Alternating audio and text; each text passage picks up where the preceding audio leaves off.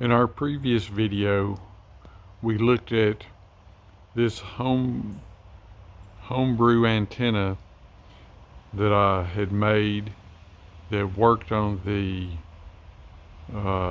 20 meter band, resonating at 14 megahertz.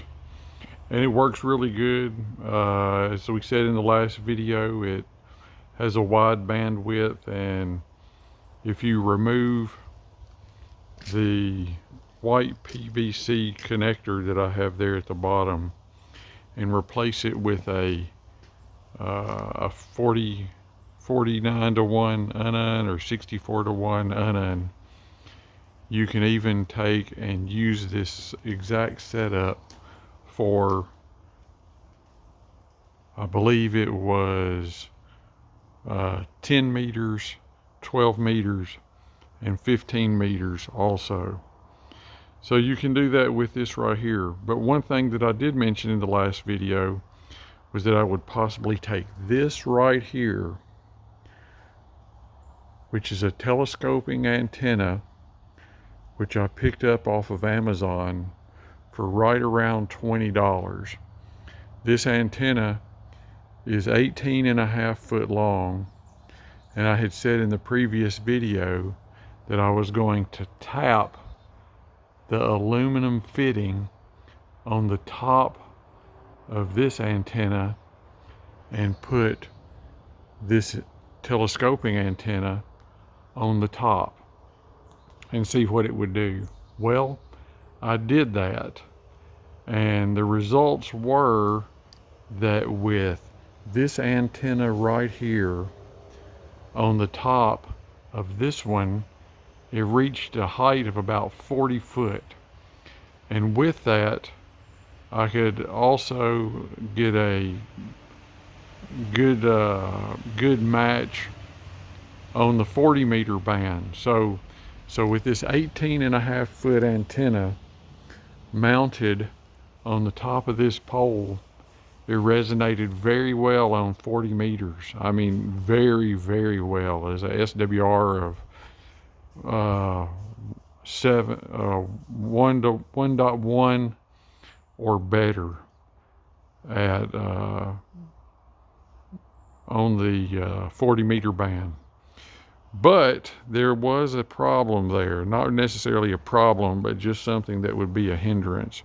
Once you put another 18 foot on top of this antenna right here, without any kind of support, the fiberglass pole on the bottom and the two sections of aluminum pole right there actually hold up pretty well, but it gets so high with this antenna that things start to become top heavy and unwieldy if there's any kind of a wind going on. Now, if it's a calm day like today, it does just fine, but if there's any wind that kicks up, you get a lot of swaying back and forth. And my concern was that this antenna right here may eventually break off. I didn't have any concern with the aluminum pole right here bending or breaking, but this is a little bit more fragile, and I was concerned with it breaking off. So the results were that with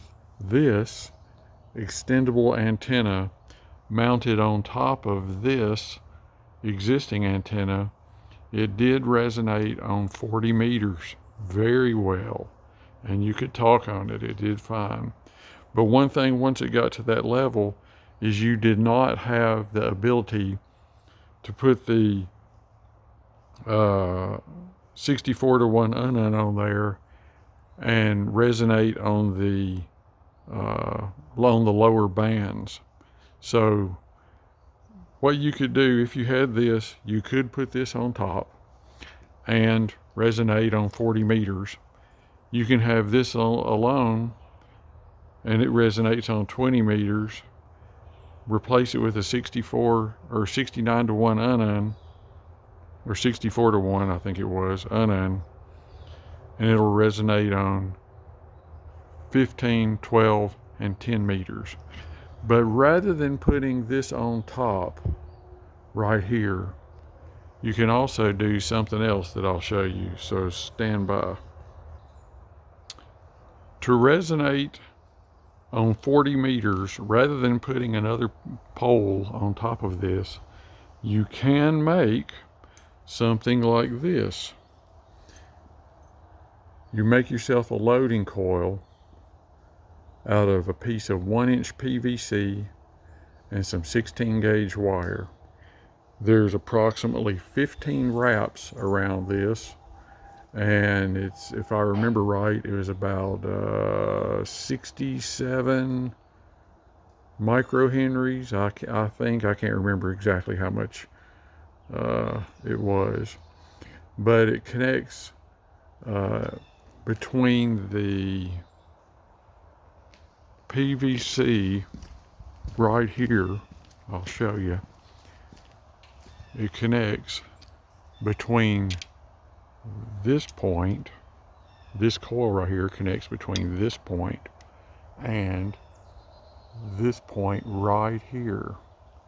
So what you do is, instead of having this piece of wire right here, you replace this wire with this coil. And depending on what type of wire you're using and your various other variables that you may run into, you may need to add more windings around this coil or less. But by doing this, you can get to 40 meters very easily. So the coil is a better option. Well, I won't say better. The coil is a workable option to get this antenna to resonate at 40 meters without having it to be so top heavy. But we've got something else that we can do too, and I'll show you this, so stand by. Since it was unwieldy putting the telescoping antenna on the top of this existing antenna, I decided, well, what else could we do with this antenna that I picked up off of Amazon? And here's what I did. I took this antenna right here and mounted it to a piece of PVC pipe. We put a connector for our coax right there. It goes inside. The center conductor of this connector connects to the bottom of the antenna through a nut. I picked up the nut. I think it was a M10 by 1.5 nut for M10.1.5 thread, a nut for that thread at Lowe's. And the PVC also came from Lowe's. The connector you can get on Amazon. But anyway, this antenna right here resonates perfectly on 20 meters. This is a perfect portable setup. And as far as weight, it weighs nothing. It probably weighs, I'm confident it weighs only about a pound, because the antenna itself weighed like 0.6 pounds, and the only other weight that you have on this is the PVC pipe, which has very little weight. Maybe it's 1.5 pounds, but it definitely does not feel like 2 pounds. So what you do here in this situation is you will mount the antenna, drill a hole in this PVC cap big enough for the threads of the antenna. You fit it through there.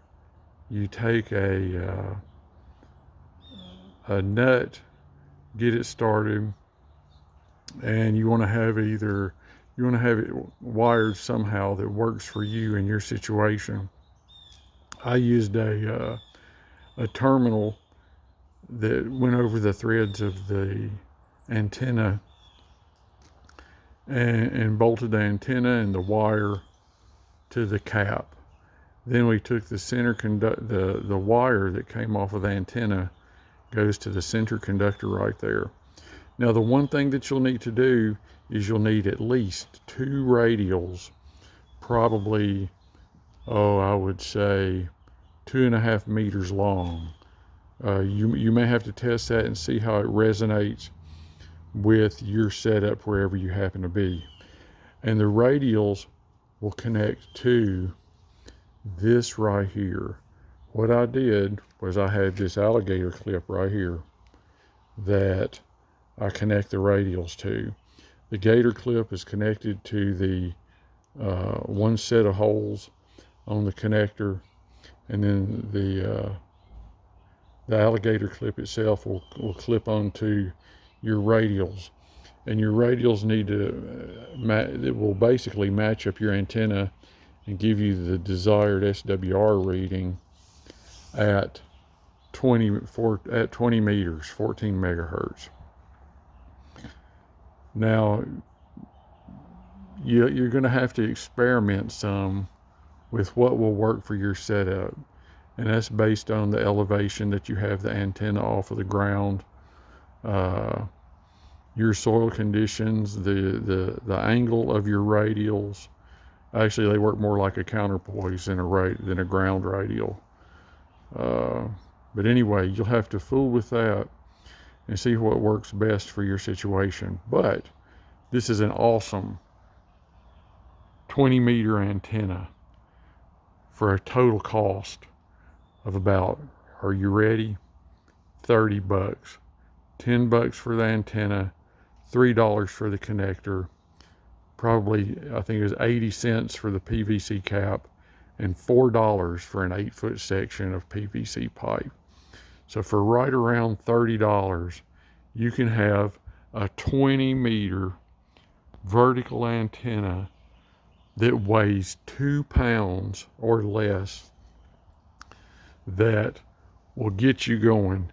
Now the one thing is, because the diameter of this telescoping antenna is not as thick as the aluminum on this antenna right here, your bandwidth where it resonates is not quite as wide, but it's still acceptable. This antenna right here, the telescoping antenna, would resonate across the whole 20-meter band. This antenna here resonated across the entire 20-meter band with room to spare on each side. This one right here just covers the 20-meter band, but it does it very, very well. I have no complaints about it. And with this thing by itself, it's not too bad. Even though when it's fully extended, you do get some waving back and forth, but the key thing to stop your waving back and forth is to get it really vertical. Make sure that this cap is connected very well to this post right here. And you'll see in my case, I've got screws in it. That keeps the cap from wobbling back and similar to this, wobbling back and forth and coming loose. And by it not wobbling and having the pipe secure, the only flex that you get is in the very top of the antenna. Now the one thing that it did not do was this antenna, and I don't know if it's because of the diameter of the radiating element or what, but you cannot use this as well with the 49-to-1 or 64-to-1 unan to get your lower frequencies. You can't pick up all of your lower bands.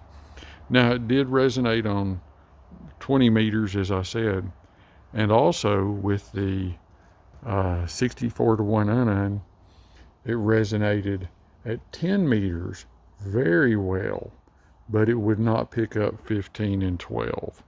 But it does do 20 meters and 10 meters.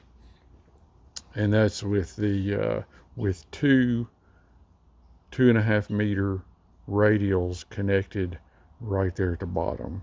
So just to review in case you didn't see the previous video, the setup here is this pole is not in the ground, and this pole was not in the ground.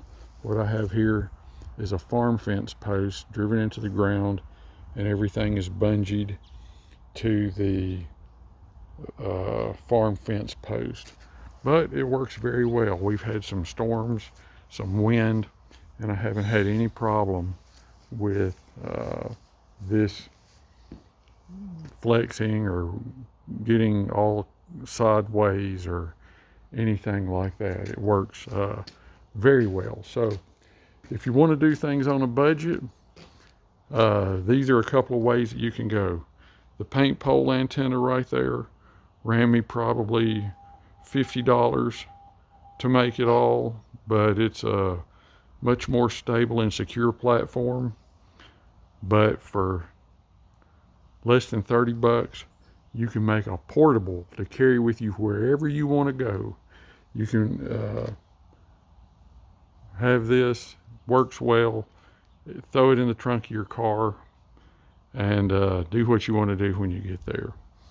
The one thing that I would say that you have to recall also is that when using this antenna, you need to keep the radiating element clear from any surrounding metal. For example, in this case, you can't have the radiating element up against the fence post.